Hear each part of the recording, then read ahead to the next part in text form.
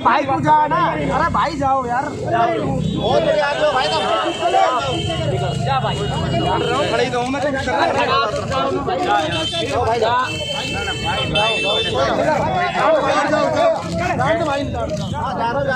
मार दो भाई, गोली मार दो यार, गोली मार दो यार, तैयार मरने के लिए गोली मारो यार, नहीं ये तुम ना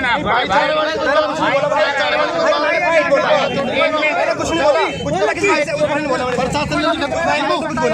कुछ बोला मैंने, आराम से खड़ा था मैं, गोली मार दो यार, तैयार हूँ मरने के लिए मैं, मार दो गोली, मेरे हाथ सीधे मार, झूठी मार, है मारो छाती पे गोली मार, गोली है मार, मर जाऊँ यार, मार दे।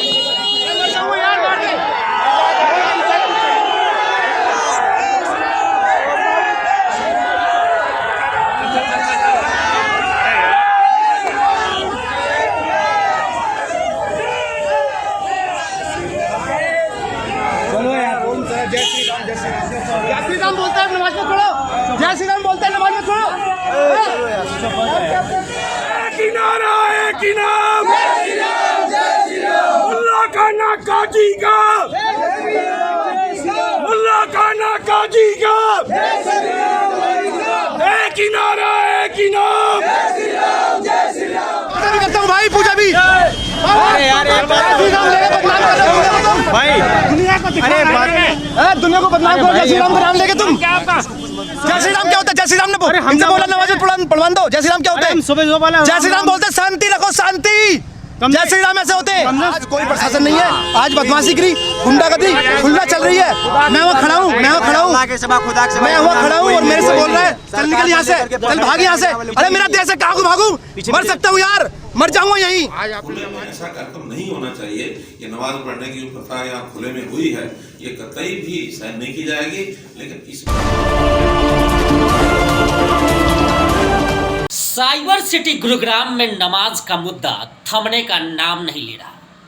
आज फिर शुक्रवार था और पिछले शुक्रवार को जो तस्वीरें आपने देखी थी गुरुग्राम की कि किस तरह से पुलिस ने जबरन नमाज पढ़वाई थी, संगीनों के साए में नमाज पढ़वाई थी, और आज सुबह से ही कुछ ऐसा ही माहौल गुरुग्राम में देखने को मिल रहा था कि जहां नमाज होने थे वहां पुलिस बल की तैनाती की गई थी और दोनों तरफ से, चाहे वो नमाजी हों या फिर हिंदू पक्ष के लोग, दोनों आमने सामने अड़े हुए थे।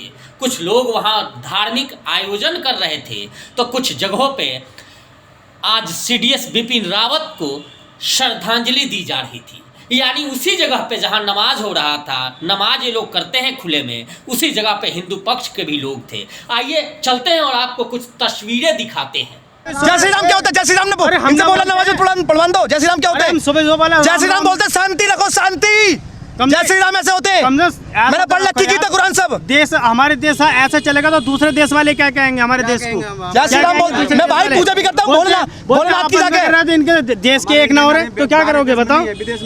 हमारे देश की बेइज्जती ना होने की है ऐसे, भाई हमारे देश की बेइज्जती ना होने की है। खुले में नमाज पढ़ने के हम खिलाफ है। ठीक है वो खिलाफ है, खुले में मान सकता हूँ आपकी बात, वो खिलाफ है। तो सर आप एक बात तो बताओ, अगर वो कानून के लिखित में नहीं होते हम नमाज नहीं पढ़ते। कल सरकार हमसे मना कर रही है यहाँ तुम्हारी नमाज नहीं होगी, हम सरकार की तरफ चलेंगे ना, इन लोगों के बदमाशों की तरफ चलेंगे? आप ये बताइए। तो आप क्या चाहते हैं प्रशासन की इसमें गलती है? प्रशासन बोले हमसे, एक बार प्रशासन बोल रहा कि हाँ तुम नमाज मत पढ़ो, सरकार बोला हमसे कि हम यहाँ नमाज मत पढ़ो, हम नमाज नहीं पढ़ेंगे, हम सरकार के खिलाफ नहीं आएंगे, सरकार जैसे बोलेगी वैसे हम करेंगे। सरकार ने हमें अनुमति दी है नमाज पढ़ने की कि वहाँ नमाज पढ़ सकते हो आप, तो हम नमाज पढ़ रहे हैं वहाँ पे, कि हम सरकार के खिलाफ नमाज पढ़ रहे हैं वहाँ पे। सरकार ने जब अनुमति दी तो फिर ये लोग कैसे इकट्ठे हुए?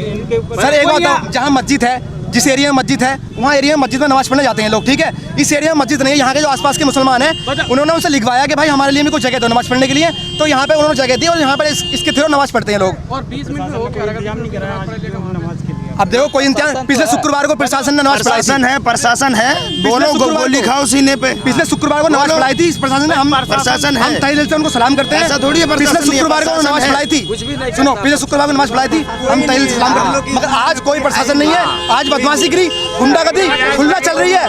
मैं वहाँ खड़ा हूँ, मैं वहाँ खड़ा हूँ और मेरे से बोल रहा है चल निकल यहाँ से, चल भाग यहाँ से। अरे मेरा देश है, कहाँ को भागूं? मर सकता हूँ यार, मर जाऊंगा यहीं। आज आपने नमाज क्यों नहीं पढ़ी? नमाज पढ़ने नहीं दे रहे सर। ये पूरा वाकया गुरुग्राम के सेक्टर 37 इलाके का है, जहां पे खुले में नमाज का विरोध लगातार हो रहा है।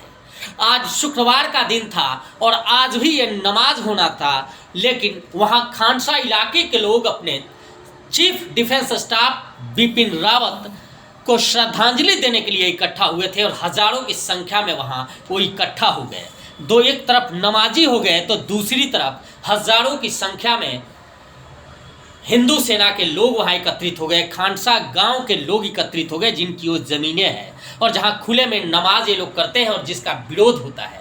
आपको ऊपर से एक तस्वीर दिखा रहा हूं, आप देखिए कि हर तरफ आपको मीडिया के कैमरे दिखेंगे, लोग दिखेंगे, लेकिन जिस तरह से जो माहौल है, भगदड़ की स्थिति मची हुई है।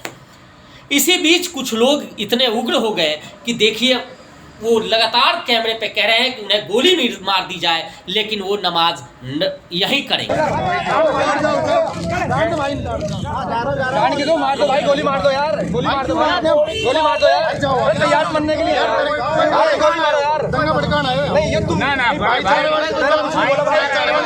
तो वही जो एक नमाजी है वो इस तरह से भी कह रहा है कि वो सरकार की बात मानेगा। जब ये सरकार की बात मानने की बात कर रहा है, सुनिए जरा इसकी बात। सरकार हमसे मना कर रही है, यहाँ तुम्हारी नमाज नहीं होगी, हम सरकार के थ्रू चलेंगे ना, इन लोगों के बदमाशों के थ्रू चलेंगे? आप ये बताइए। तो आप क्या चाहते हैं प्रशासन की इसमें गलती है? प्रशासन बोले हमसे, एक बार प्रशासन से बोल कि हाँ तुम नमाज मत पढ़ो, सरकार बोले हमसे कि हम जहाँ नमाज मत पढ़ो, हम नमाज नहीं पढ़ेंगे, हम सरकार के खिलाफ नहीं जाएंगे। सरकार जैसे बोलेगी वैसे हम करेंगे। सरकार ने हमें अनुमति दी है नमाज पढ़ने की कि वहाँ नमाज पढ़ सकते हो आप, तो हम नमाज पढ़ रहे हैं वहाँ पे, कि हम सरकार के खिलाफ नमाज पढ़ रहे हैं वहाँ पे। मेरा नाम अवनीश राघव, रिंकू प्रधान गाँव खांडसा। 100% नहीं जी, उससे ऊपर कोई परसेंटेज है तो 100% से ऊपर हमारा विरोध है जी। नमाज तो होने ही नहीं देंगे। पूरी गेंद सरकार के पाले में है। एक तरफ ये जो हिंदू संघर्ष, हिंदू सेना के जो लोग हैं, जो वो कह रहे हैं कि वो केवल यहाँ इकट्ठा हुए हैं आज श्रद्धांजलि देने के लिए और ये उनकी ज़मीन है, वो बाहर से आने वालों को नमाज नहीं करने देंगे, चाहे वो 1 दिन लगे या 1 साल लगे। तो दूसरी तरफ नमाजी यहाँ सरकार का हवाला दे रहे हैं। अब आप जरा सुनिए पूरी इस मामले में हमने हरियाणा के मुख्यमंत्री मनोहर लाल खट्टर से भी बात की और आइए सुनवाते हैं कि खट्टर साहब इस पूरे मसले को लेकर क्या कुछ कह रहे हैं। हमने यहाँ पुलिस को भी कहा है, हमारे डिस्ट्रिक्ट कमिश्नर को भी कहा है कि इस विषय को रिजॉल्व करना है और रिजॉल्व करने में हर कोई अपनी जगह पर कोई नमाज पढ़ता है, कोई पाठ करता है, कोई पूजा तत्पति करता है, उसमें हमें कोई दिक्कत नहीं है। और ये सारी चीज धार्मिक स्थल इसीलिए बने होते हैं कि वहाँ जाकर के करें। खुले में ऐसा कार्यक्रम नहीं होना चाहिए। ये नमाज पढ़ने की जो प्रथा यहाँ खुले में हुई है, ये कतई भी सहन नहीं की जाएगी, लेकिन इसमें से उस साथ बैठ करके एमिकेबल सोल्यूशन निकाला जाएगा। उन्होंने भी कहा कि बहुत सी हमारे पास जमीनें हैं जहाँ हमें अनुमति दी जाए, या कुछ जमीनें ऐसी हैं जो उनकी अपनी जमीन होगी या वक़्फ़ की होगी, उसमें कहीं अनक्रोच्ड एरिया है, वो भी कैसे उनको उपलब्ध कराया जा सके, और या फिर अपने घर में नमाज पढ़ें। खुले में नमाज पढ़ करके, और ये आपसी टकराव भी नहीं होना चाहिए, इसको किसी यानी हालत में टकराव नहीं होने देंगे।